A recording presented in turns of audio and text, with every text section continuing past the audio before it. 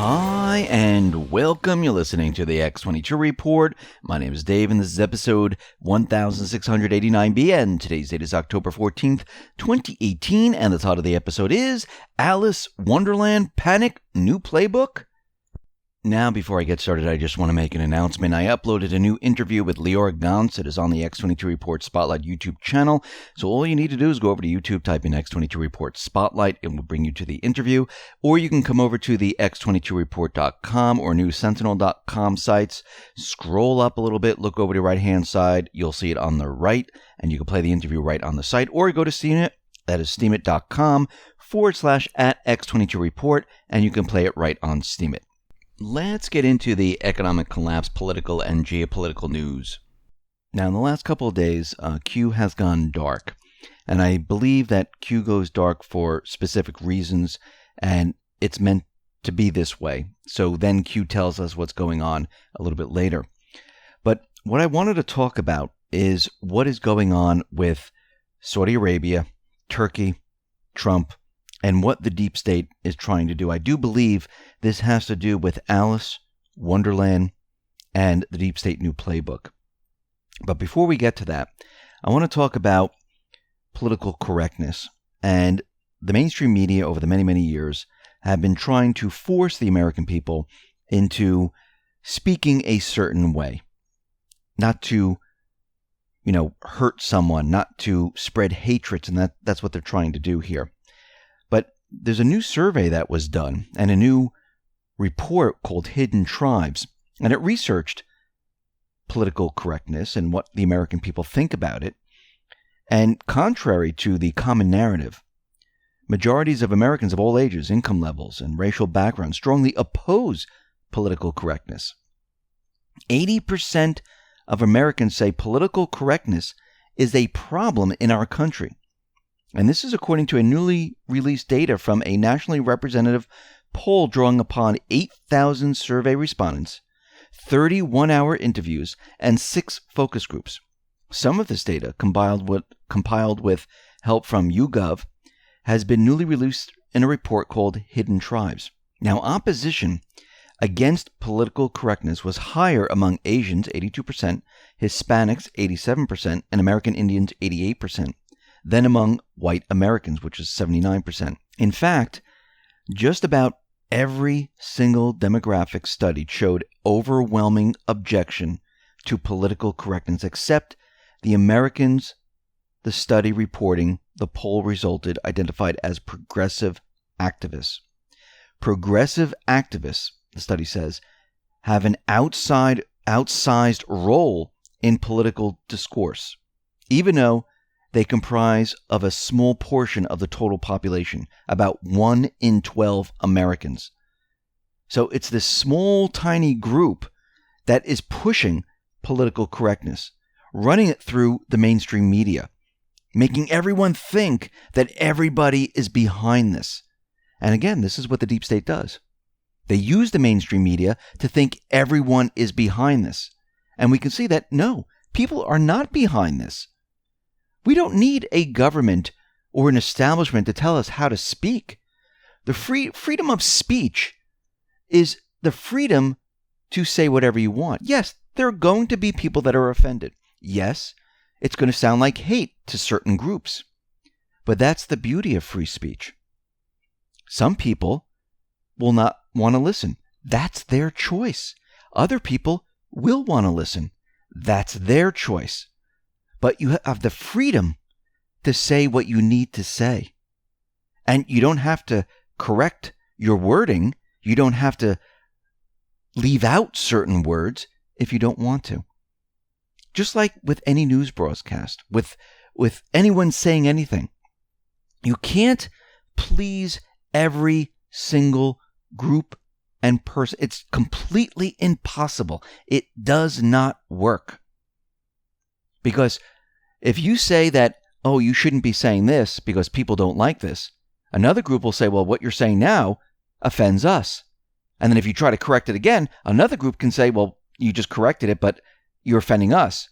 It's impossible to do. And the founding fathers knew that everyone needed to have this right of free speech. And if you really don't like it, Just like if you don't like a radio show, if you don't like a television show, if you don't like a movie, guess what? That's how you show these individuals, these groups, that it's not okay. So if somebody says something, nobody listen. And guess what happens? Since nobody's listening, you don't hear from this person that much anymore. Or you don't see this show that much. Or you don't hear this radio show that much. That's how it works. We see out in Afghanistan, the Taliban delegation has met the U.S. Special Advisor to Afghanistan in Qatar to discuss the ending of the conflict in Afghanistan right now. And the sides discussed a peaceful end to the invasion in Afghanistan. So it looks like this is moving forward, and it looks like they're agreeing that there should be peace. And I believe we're going to see peace in Afghanistan. We're going to see peace in Syria, Iraq, the entire Middle East. Remember, who pushed these wars in the Middle East? It was the deep state. They're the ones who pushed the war to keep their system alive, the central banking system, the petrodollar. Now it's all falling apart. There's no reason to have all these wars, especially once the dollar is no longer the reserve currency and the petrodollar ceases to exist. And guess what? There's no reason to keep troops there whatsoever. And we can see that these countries, once the people take back their country and they decide, you know something, we don't want to use the dollar anymore. And remember, this is not the US dollar. This is a Federal Reserve note. This is a central bank note. It has nothing to do with the US. We didn't ask for this system. It was forced upon us. We want a different system. So this is what is happening out in the Middle East and around the world, where countries are saying, you know something, the war needs to come to an end. There's no reason for it. And I do believe Trump and the Patriots, they're out there pushing for peace. Remember, they need to take what the deep state, the central bank, has been doing for a very long time, and they need to reverse it and push peace in this area. Remember, these countries have only known war for a very long time. You think they trust the U.S.? No. And it's very difficult to get countries to trust a country that pushed war in their country. And this is why with the Brunson release, where Trump is saying that we didn't make a deal, Turkey went ahead and released Brunson. This is a very huge step. That means there's trust there, respect. But of course, Obama was out there, and he quickly took credit for the release of Brunson. And he was out talking at a press conference, and he said the following: look, people are saying Trump's strong-arm tactics, like economic sanctions, are responsible for Brunson's release. But hey, don't forget who should really get credit for this. Me, Obama. Look, when was Brunson first arrested? October 2016. That's right. The man gets arrested during the administration, and now Republicans want to give Trump credit for his release, just because he applied crippling pressure to Erdogan until the deed was done. Please, he added. I mean, seriously? He's really trying to take credit for this. I mean, think about the warped way this individual is thinking and how he's trying to convince the people that it was him. Now, Trump says that there was no deal, and he actually tweeted this out. There was no deal made with Turkey for the release and return of Pastor Andrew Brunson. I don't make deals for hostages. There was, however, great appreciation on behalf of the United States, which will lead to good, perhaps great, relations between the United States and Turkey. So we can see right now, this was done with no deal, and Turkey decided to do this. Yes, the Trump administration did ask to have Brunson released, and I'm sure there were certain negotiations, but there was no deal made. Now, yesterday or Friday, we talked about how Hillary Clinton, she had her security clearance not actually taken away. At her request, she decided she didn't want it anymore. But we need to back up a little bit here. Now, she had her security clearance withdrawn in August at her request. And this is coming from the State Department official Charles Faulkner, wrote to Senate Judiciary Committee Chairman Chuck Grassley. And this was in a letter released on Friday. So remember, 5 other individuals whom Clinton had designated as researchers had their clearances withdrawn in September. Very interesting. The letter was dated a day after the clearances for Shara Mills and 4 other names, which were redacted, were withdrawn. Mills served as Clinton's chief of staff during her tenure at the State Department. At her request, former Secretary Clinton's security clearance was administratively withdrawn on August 30th, 2018. On September 20th, 2018, security clearances were administratively withdrawn for Shara Mills, and then redacted, as we previously informed the committee. These individuals had been granted access to classified information through a request made by Clinton, designating them as researchers. So, why did Clinton request that her security clearance be taken away? Well, remember, Trump took away Brennan's security clearance back in August 15th, and Clinton wrote a letter on August 30th. Now, why did she do this? I think she did this because she didn't want Trump to take her clearance away. Because if this did happen, this would be publicized. This would be out in the open. People would say, why would you have to take away Clinton's security clearance? What would be the reasoning for this? And everyone at that point would think that she must have done something wrong also. Just like Brennan. Why was his taken away? Very interesting. So she decided she's going to say, I don't need it anymore. This way, it got no press pretty much whatsoever. And I do believe all of this is hooked into what is going on with Saudi Arabia. Now remember, Jamal Khashoggi was allegedly killed in the Saudi consulate in Turkey. And right off the bat, Erdogan came out and started to say, hey, it wasn't us, it was Saudi Arabia. They're the ones who did it in the consulate. We saw the individual walk in but never walk out, and it's really Saudi Arabia, not us.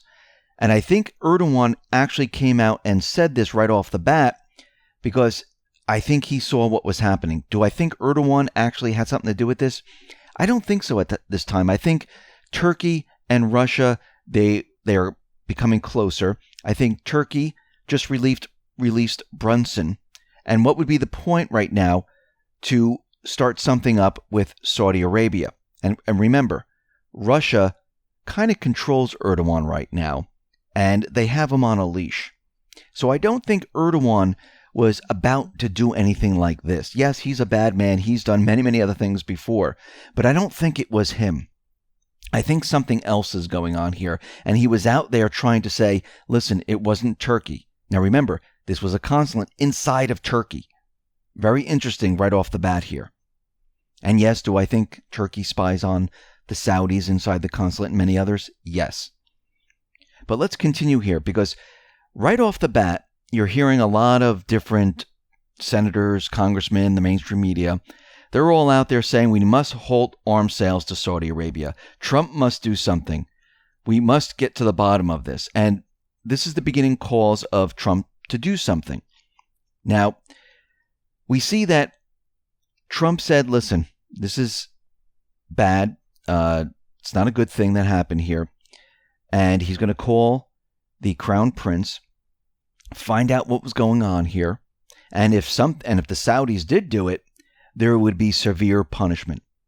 If it ordered the murder of a Washington Post journalist who is Jamal Khashoggi.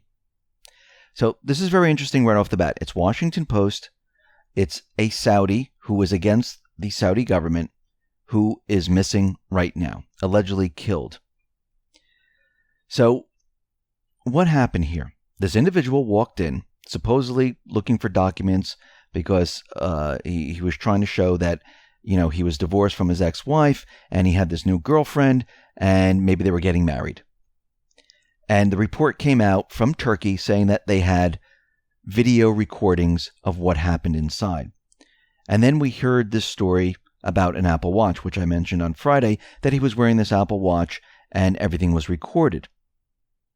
A lot of this doesn't make sense, and we're going to get into that in just a moment. So what we see here is something was set up, put into place, and Turkey was already saying that it wasn't them. And the mainstream media and congressmen and senators, they're all now looking at Trump. Now, Saudi Arabia has put out a report saying that they will respond to any steps taken against them. And they rejected any of the allegations that they did anything. And then what's very interesting is this statement was then taken down from Saudi Arabia. Now remember, what is Saudi Arabia? Q designated Saudi Arabia as Wonderland for the deep state. And we'll get into that in just a minute. So the mainstream media is putting up things like, Trump's response to Khashoggi's murder reveals he's more than willing to look the other way for a price. And they're trying to drag him in here. So let's kind of break this down a little bit. A Washington Post reporter who criticized Saudi Arabia has gone missing in the Saudi consulate in Turkey. Erdogan right now is defending Turkey, trying to say that Turkey had nothing to do with this. Saudi Arabia are the ones who did it. Remember, this happened in Turkey. Turkey says they have video but won't release it. Some say there was an Apple Watch involved, but there's still no proof about that, and that's how they got the recordings. So why doesn't Erdogan release the video? One reason could be that they have cameras inside that the Saudis didn't know about. They've been spying on the Saudis with hidden cameras, and they don't want to reveal that they've been doing this. So I believe maybe they made up the story that this individual is wearing an Apple Watch, and this is how they know this information. Let's continue here. So, does Saudi Arabia really care about this reporter? Most likely not. And if they were going to kill him, why did they do it in the consulate? Let's think about this for a second. What would be the reason for this? If they were going to get rid of him, why not do it on the street and make it look like an accident? So that doesn't make sense right there and then. Why point the finger to yourself if you're going to murder someone? Do it on the street, make it look like an accident. There's many, many different ways of doing this. So this makes no sense. So the staff inside of the consulate, they were told to take the day off on the same exact day Khashoggi disappeared.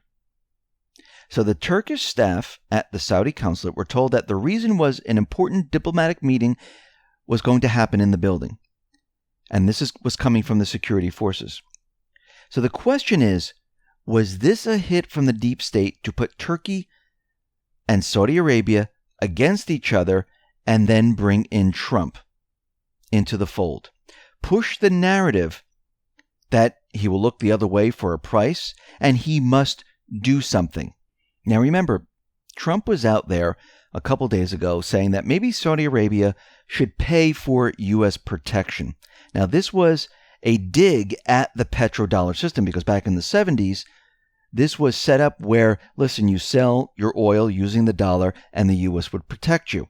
So Trump was signaling that we're going to get rid of this petrodollar deal and these Middle Eastern countries are going to have to pay for protection now.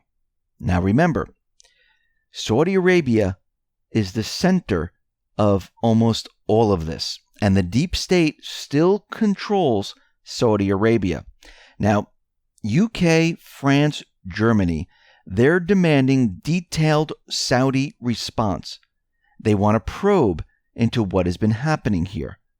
Rubio is pledging strong U.S. action. I mean, this is amazing. They're going like, we need to find out what's going on here, and there's going to be action taken against Saudi Arabia. It looks like they're trying to push some type of an event. I want to go back to post 2050 here. Q put up on August 31st the following. And Q also referred to August 15th post number 156. Saudi Arabia access closed. Epstein Island access closed. Haiti access closed. And it went down a whole list of all the different countries of who's closed and who's pending. Q then went on to say, Hillary Clinton is Alice. Saudi Arabia is Wonderland. Who are the white rabbits? Riri drops Saudi Arabia. Have faith. And then down below, put Saudi Arabia was priority. We wish this was a dream. Now, again, this is about human trafficking, having the deep state in Saudi Arabia, maybe one of their bases of operations. And this looks like this is a new playbook from the deep state. Because when you break it down, it happened inside of Turkey in a Saudi consulate, trying to put these two countries that don't like each other at each other. Erdogan came out and tried to say, we had nothing to do with this. Look, we do have proof. But again, he was holding back, but trying to show that Turkey had nothing to do with this. Trump is being pressured by the deep state to go after Saudi Arabia. If Trump goes ahead and cuts off the arms deals, most likely the oil market could be rocked, and there could be disruptions in the system. What better way to distract from what is about to happen with the D-class, with the exposure of Saudi Arabia, where people start to learn and understand what Saudi Arabia was really all about Clinton, Wonderland. They were panicking, nervous. They needed a huge distraction. And they're pushing this distraction because, think about it.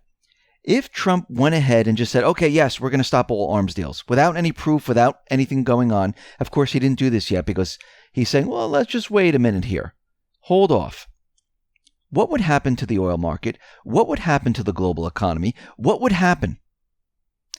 Everything would be in chaos. What would happen to the plan?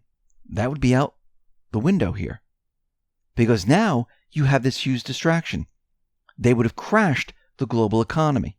The oil market would have been rocked. We would have an economic disruption. It looks like that's what they're trying to do here.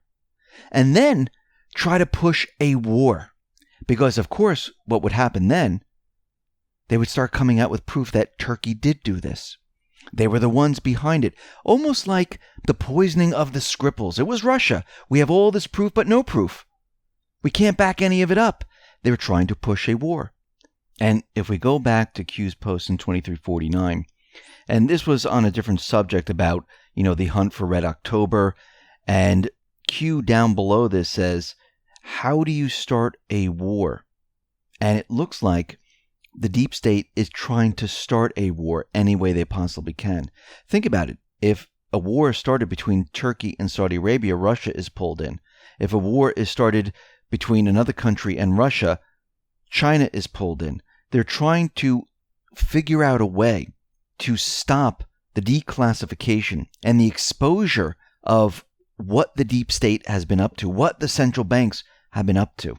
And we can see this looks like a new playbook for complete distraction and to try to get something started.